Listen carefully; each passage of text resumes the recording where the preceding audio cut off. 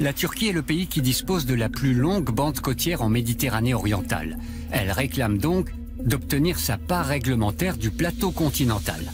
La Grèce, elle, explique qu'il n'y a pas que sa partie continentale qui lui donne des droits en mer Égée, mais aussi ses nombreuses îles. Pour l'instant, les deux pays s'arc-boutent sur leur position. Pour résumer la position turque, je dirais que ni le droit international, ni la jurisprudence ne prévoient que de si petites îles, si proches du littoral anatolien, puissent reposer sur un plateau continental d'une telle dimension. De fait, il ne s'agit donc pas d'un plateau continental. Voilà tout l'objet du conflit.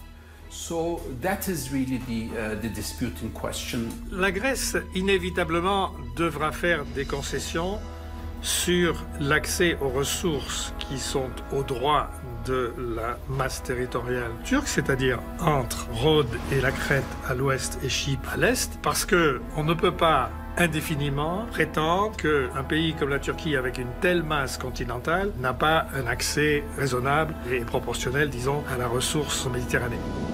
Cette ambiance de bataille navale, les nombreux pêcheurs des îles grecques l'ont déjà vécue. Mais on ne peut pas dire que les trois frères, Pépos, Vassilis et Yorgos, s'y soient habitués. Le comportement belliqueux des Turcs les touche de manière beaucoup plus directe que la plupart des insulaires. Cela fait déjà plusieurs mois qu'ils subissent le harcèlement des pêcheurs et des gardes-côtes turcs.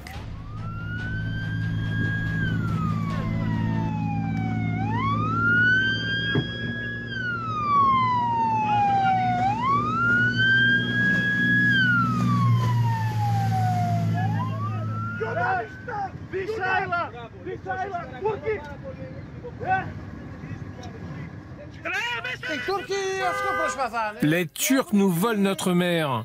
Ils nous volent l'eau, les poissons et ne nous laissent pas accéder à nos eaux territoriales. Ils nous menacent à tout bout de champ.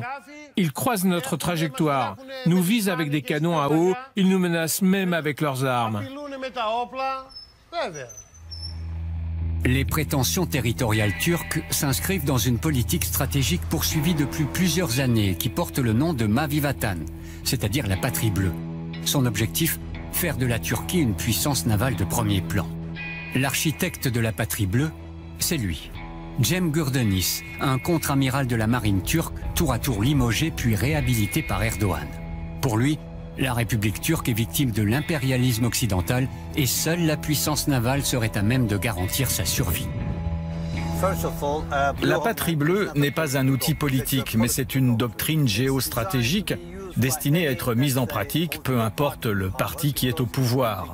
Elle anticipe l'évolution future de la situation géopolitique et tient lieu de manifeste contre l'étranglement de la Turquie, contre son enfermement sur la terre ferme.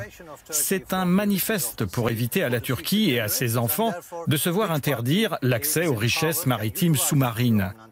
Voilà pourquoi n'importe quel gouvernement turc peut faire usage de cette doctrine, si toutefois son but est bien la défense de l'intérêt national turc. Comment alors démêler les chevaux? Est-il encore temps de négocier l'exploitation en commun du gaz et des zones économiques?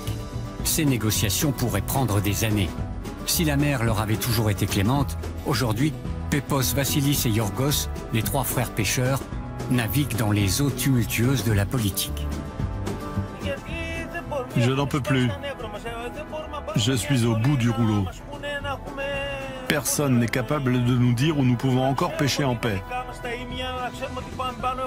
Les gardes-côtes nous soutiennent, bien sûr, mais ça reste dangereux et la tension est constante. On est toujours à la limite d'un incident.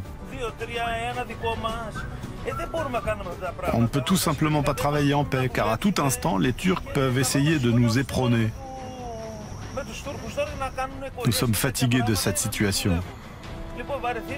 Du coup, nous préférons aller pêcher ailleurs, là où il y a aussi du poisson.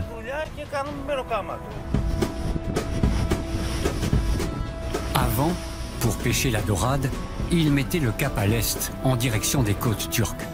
Mais ils savent que cette époque est révolue.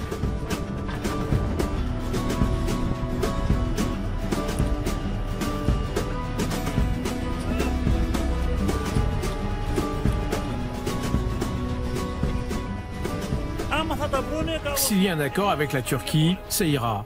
Sinon, ce sera la guerre. J'espère qu'ils arriveront à s'entendre.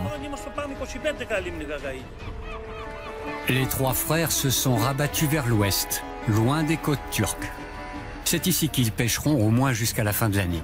Qui sait si d'ici là, une solution aura été trouvée. Le président Erdogan a fait résonner bien fort le bruit des bottes, assez en tout cas pour que la Grèce, l'OTAN et l'Union européenne comprennent que le statu quo ne pourrait plus durer bien longtemps.